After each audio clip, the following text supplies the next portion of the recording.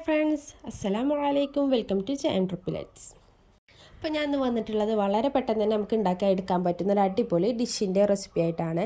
ചോറിൻ്റെ കൂടിയും അതുപോലെ തന്നെ ചപ്പാത്തിൻ്റെ കൂടെയൊക്കെ കഴിക്കാൻ പറ്റുന്ന ഒരു റെസിപ്പിയാണ് കേട്ടോ. അപ്പോൾ അതെങ്ങനെ ഉണ്ടാക്കുന്നതെന്ന് കണ്ടു നോക്കാം. അതിന് ആദ്യം വേണ്ടത് ഇവിടെ സവാളയാണ് കേട്ടോ. ഞാൻ 2-3 സവാള ചെറുതായിട്ട് അരിഞ്ഞെടുത്തിട്ടുണ്ട്. അതുപോലെ തന്നെ 5 മുട്ടയായിട്ട് എടുത്തിട്ടുള്ളത്. നിങ്ങൾക്ക് എത്ര മുട്ട വേണമെന്ന് വെച്ചാൽ അതിനനുസരിച്ച് എടുക്കാം.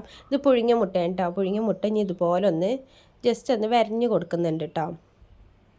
നിങ്ങൾക്ക് എത്ര വേണമെങ്കിലും മുട്ട എടുക്കാം. ഞാനിവിടെ 5 എണ്ണമാണ് എടുത്തിട്ടുള്ളത്. ഇതുപോലെ ഒന്ന് എല്ലാ ഭാഗത്തൊന്ന് വരഞ്ഞ് കൊടുക്കുന്നുണ്ട്. ഇനി നിങ്ങൾക്ക് നീളത്തിൽ വേണമെങ്കിൽ വരഞ്ഞെടുക്കട്ടെ. ഞാനിപ്പോൾ റൗണ്ട് ഷേപ്പിലാണ് വരഞ്ഞിട്ടുള്ളത്. അല്ലാതെ നമുക്ക് നീളത്തിൽ വേണമെങ്കിലും വരഞ്ഞെടുക്കാം. ഇതിലേക്ക് കുറച്ച് മസാലപ്പൊടിയും കൂടി ഇട്ട് കൊടുക്കാനുണ്ട് കേട്ടോ. അപ്പോൾ ആദ്യം ഞാൻ മുളകും പൊടിയാണ് ചേർത്ത് കൊടുക്കുന്നത്. അതിനുശേഷം മഞ്ഞൾപ്പൊടി ഒക്കെ ഒരു 1/4 ടീസ്പൂൺ വീതമായിട്ട് ചേർത്ത് കൊടുക്കുന്നത്. അടുത്ത് ചേർത്ത് കൊടുക്കുന്ന മല്ലിപ്പൊടിയാണ്. അത് കുറച്ച് മല്ലിപ്പൊടി ഇട്ടാൽ മതി കേട്ടോ. 1/4 ടീസ്പൂണോളം മതി. അതിനുശേഷം ആവശ്യത്തിനുള്ള ഉപ്പ്. മുട്ട പുഴുങ്ങിയപ്പോഴും കുറച്ച് ഉപ്പ് ഇട്ട് കാണ്ടാട്ടോ പുഴുങ്ങി എടുത്തിട്ടുള്ളത്. ഇനി ഇതിലേക്ക് ആഡ് ചെയ്ത് കൊടുക്കുന്നത് കുറച്ച് ഓയിൽ കേട്ടോ. 1 ടേബിൾ സ്പൂണോളം ഓയിലാണ് ചേർത്ത് കൊടുക്കുന്നത്. അതും കൂടി ചേർത്തതിന് ശേഷം നല്ലോണം മിക്സ് ചെയ്ത് കൊടുക്കുക കേട്ടോ. ഒരുപാട് കൈയിട്ട് കാണാൻ കുഴക്കാൻ നിൽക്കണ്ട. ജസ്റ്റ് ഒന്ന് മസാലയ്ക്ക് എല്ലാ ഭാഗത്തേക്കൊന്ന് പിടിക്കുന്ന വിധത്തിലൊന്ന് ആക്കിയാൽ മതി കേട്ടോ. അപ്പോൾ അതാക്കണം ഈ രീതിയിലൊന്ന് നല്ലോണം ഒന്ന് കുഴച്ചെടുത്തിട്ടുണ്ട്. ഇനി ഞാനിവിടെ ഒരു പാൻ എടുത്തിട്ടുണ്ട്. ആ പാനിലേക്ക് ഒരു 2 ടേബിൾ സ്പൂണോളം നെയ്യാണ് ആഡ് ചെയ്ത് കൊടുക്കുന്നത്. നിങ്ങളുടെ കയ്യിൽ ബട്ടർ ഉണ്ടെന്നുണ്ടെങ്കിൽ അതായിരിക്കും ഏറ്റവും നല്ലത്. ബട്ടർ ചേർത്താലും മതി. എന്നിട്ട് നമുക്ക് ഓരോ മുട്ട ഇതിൽ വെച്ച് കാണും റോസ്റ്റ് ചെയ്തെടുക്കാം കേട്ടോ. അപ്പോൾ നല്ല ലോ ഫ്ലെയിമിലിട്ട് വേണം ഇതൊന്ന് റോസ്റ്റ് ചെയ്യാൻ. അല്ലാന്നുണ്ടെങ്കിൽ ആ മുകളിലത്തെ ആ പൊടിയൊക്കെ പെട്ടെന്ന് കരിയും കേട്ടോ. അപ്പോൾ ലോ ഫ്ലെയിമിലിട്ട് കാണ്ട് നല്ലോണം ഒന്ന് പൊരിച്ചെടുക്കാം. ഒരു ഭാഗം ജസ്റ്റ് ഒന്ന് കളറൊക്കെ മാറി വരുന്ന സമയത്ത് ഇതുപോലെ ഒന്ന് മറിച്ചിട്ട് കൊടുക്കാം കേട്ടോ. അപ്പോൾ അതൊക്കെ എല്ലാതും ഒന്ന് റോസ്റ്റ് ചെയ്തെടുത്തിട്ടുണ്ട്. ഞാൻ അവിടെ മാറ്റി വെച്ചതിന് ശേഷം വേറൊരു കടായി എടുത്തിട്ടുണ്ട് കേട്ടോ. കടായിലേക്ക് 2 ടേബിൾ സ്പൂണോളം ഓയിലൊന്ന് ഒഴിച്ച് കൊടുത്തിട്ടുണ്ട്. അതിനുശേഷം ഇതിലേക്ക് 2 അല്ലി ചെറുതായിട്ട് അരിഞ്ഞ വെളുത്തുള്ളി ആട്ട ചേർത്ത് കൊടുക്കുന്നത്. ഒരുപാടൊന്നും വേണ്ട, വെറും 2 അല്ലി മതി. അതുപോലെ തന്നെ ഒരു പിടി കറിവേപ്പിലയും കൂടി ചേർത്ത് കൊടുക്കാം കേട്ടോ. ഒന്ന് ജസ്റ്റ് ഒന്ന് കളറൊക്കെ ഒന്ന് മാറി വന്നതിന് ശേഷം ഇനി അതിലേക്ക് നമ്മൾ നേരത്തെ അരിഞ്ഞ് വെച്ച വലിയ ഉള്ളി ഉണ്ടല്ലോ, ചെറുതായിട്ട് വലിയ ഉള്ളി അരിഞ്ഞ് വെച്ചതുണ്ടല്ലോ, അതൊന്ന് ചേർത്ത് കൊടുക്കാം. ഇനി അത് പെട്ടെന്നൊന്ന് വഴറ്റി വരാൻ അതിലേക്ക് ഒരു കുറച്ച് ഉപ്പും കൂടി ചേർത്ത് കൊടുത്തതിന് ശേഷം നല്ലോണം ഒന്ന് മിക്സ് ചെയ്ത് കൊടുക്കാം കേട്ടോ.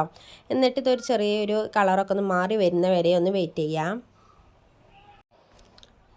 ഇപ്പോൾ ഇതാക്കണം ഈ രീതിയിലൊക്കെ ഒന്ന് കളർ മാറി വന്നിട്ടുണ്ട് കേട്ടോ. ഇനി ഇതിലേക്ക് മസാലപ്പൊടികൾ ചേർത്ത് കൊടുക്കാം. ആദ്യം മുളകും പൊടിയാണ് ചേർത്ത് കൊടുക്കുന്നത്. 1 ടേബിൾ സ്പൂണോളം മുളകും പൊടി ചേർത്ത് കൊടുക്കാം കേട്ടോ. നിങ്ങളെ കയ്യിൽ കാശ്മീരി പൗഡർ ഉണ്ടെന്നുണ്ടെങ്കിൽ അത് ചേർത്താലും മതി. ഇനി അതിലേക്ക് മഞ്ഞൾപ്പൊടിയാണ് ചേർത്ത് കൊടുക്കുന്നത്. 1/2 ടേബിൾ സ്പൂണ് മഞ്ഞൾപ്പൊടി ചേർത്ത് കൊടുക്കുന്നുണ്ട്. അതുപോലെ തന്നെ മല്ലിപ്പൊടി ഒരു 1/4 ടീസ്പൂൺ മല്ലിപ്പൊടിയാണ് ചേർത്ത് കൊടുക്കുന്നത്. അതിലേക്ക് ഗരം മസാലപ്പൊടി ഉണ്ടല്ലോ, വീട്ടിൽ തന്നെ ഉണ്ടാക്കിയ ഗരം മസാലപ്പൊടിയാണ്.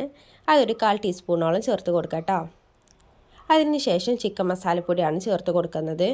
അത് നിങ്ങൾക്ക് അതിൻ്റെ ഫ്ലേവർ ഇഷ്ടമാണെന്നുണ്ടെങ്കിൽ ചേർത്ത് കൊടുത്താൽ മതി. ഞാൻ അധികം എല്ലാത്തിലേക്കും ചിക്കൻ മസാലപ്പൊടി ഇടാറുണ്ട് കേട്ടോ. അപ്പോൾ അതൊരു 1/4 ടീസ്പൂൺ കൂടി ചേർത്ത് കൊടുത്തതിന് ശേഷം ഇനി അതൊന്ന് മൂപ്പിച്ചെടുക്കണം. ഞാൻ മസാലപ്പൊടികളൊക്കെ നല്ലോണം ഒന്ന് ഉള്ളിയിലൊക്കെ നല്ലോണം പിടിച്ച് വരണം. അത് നല്ലോണം മിക്സ് ചെയ്ത് കൊടുത്തിട്ടുണ്ട് കേട്ടോ.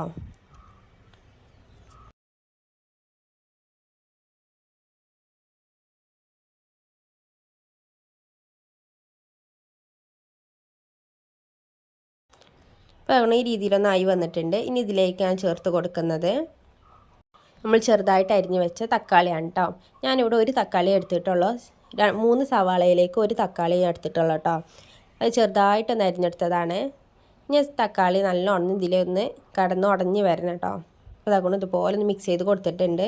ഇത് അടച്ചിട്ട് കാണാൻ നല്ലോണം വേവിച്ചെടുക്കാം കേട്ടോ. അപ്പോൾ ഈ തക്കാളീൻ്റെ വെള്ളമൊക്കെ ഉണ്ടാകുമ്പോൾ തന്നെ അത്യാവശ്യം ഒന്ന് ഗ്രേവി ആയിക്കാണ് മാറിയിട്ടുണ്ടാകും. അപ്പോൾ അതുകൊണ്ട് നല്ലോണം അടച്ചിട്ട് വേവിച്ചെടുക്കുന്നുണ്ട്.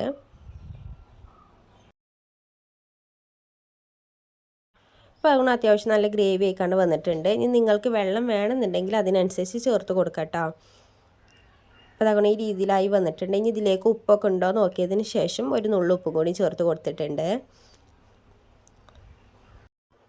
അപ്പോൾ അങ്ങനെ ഈ രീതിയിലൊന്നായി വന്നതിന് ശേഷം ഇതിലേക്ക് ഇനി കുറച്ച് വെള്ളം കൂടി ഞാൻ ചേർത്ത് കൊടുക്കുന്നുണ്ട് കേട്ടോ. ഒരു 3 ടേബിൾ സ്പൂണോളം വെള്ളമേ ചേർത്ത് കൊടുക്കുന്നുള്ളൂ. അതൊന്ന് ചേർത്തതിന് ശേഷം നല്ലോണം മിക്സ് ചെയ്ത് കൊടുക്കാം. അപ്പോൾ അതാണ് ഈ രീതിയിലൊന്നായി വന്നിട്ടുണ്ട് കേട്ടോ. ഇനി ഇതിലേക്ക് നമ്മൾ നേരത്തെ മാറ്റി വെച്ച മുട്ടേൻ്റെ മിക്സ് ഒന്ന് ചേർത്ത് കൊടുക്കാം. അപ്പോൾ അത്ര ഉള്ളൂ കേട്ടോ. വളരെ പെട്ടെന്ന് തന്നെ ഉണ്ടാക്കിയെടുക്കാൻ പറ്റുന്ന ഒരു അടിപൊളി ഡിഷാണ്. എന്തായാലും വീട്ടിൽ എല്ലാവരും മസ്റ്റായിട്ടും ട്രൈ ചെയ്ത് നോക്കാം കേട്ടോ. അപ്പോൾ അതുപോലെ വളരെ പെട്ടെന്ന് തന്നെ ഉണ്ടാക്കിയെടുക്കാൻ പറ്റുന്ന ഒരുപാട് വിഭവങ്ങൾ ചാനൽ അപ്ലോഡ് ചെയ്തിട്ടുണ്ട്. എല്ലാവരും ചാനൽ പോയി ചെക്ക് ചെയ്യുക. ഇഷ്ടമാകുന്നുണ്ടെങ്കിൽ ഒന്ന് സബ്സ്ക്രൈബ് ചെയ്ത് സപ്പോർട്ടാക്കാം. അതുപോലെ തന്നെ നിങ്ങളെ ഫ്രണ്ട്സിനും റിലേറ്റീവ്സിനും ഒക്കെ നമ്മൾ ചാനലൊന്ന് ഷെയർ ചെയ്തും കൂടി കൊടുക്കാം കേട്ടോ. അപ്പോൾ അതുകൊണ്ട് വളരെ പെട്ടെന്ന് തന്നെ ഉണ്ടാക്കിയെടുക്കാൻ പറ്റുന്ന ഒരു അടിപൊളി ഡിഷാണ്. നാളെ ഇൻഷാ അല്ലാഹ് മറ്റൊരു വീഡിയോ ആയിട്ട് വരാം. ബൈ. അസ്സലാമു അലൈക്കും.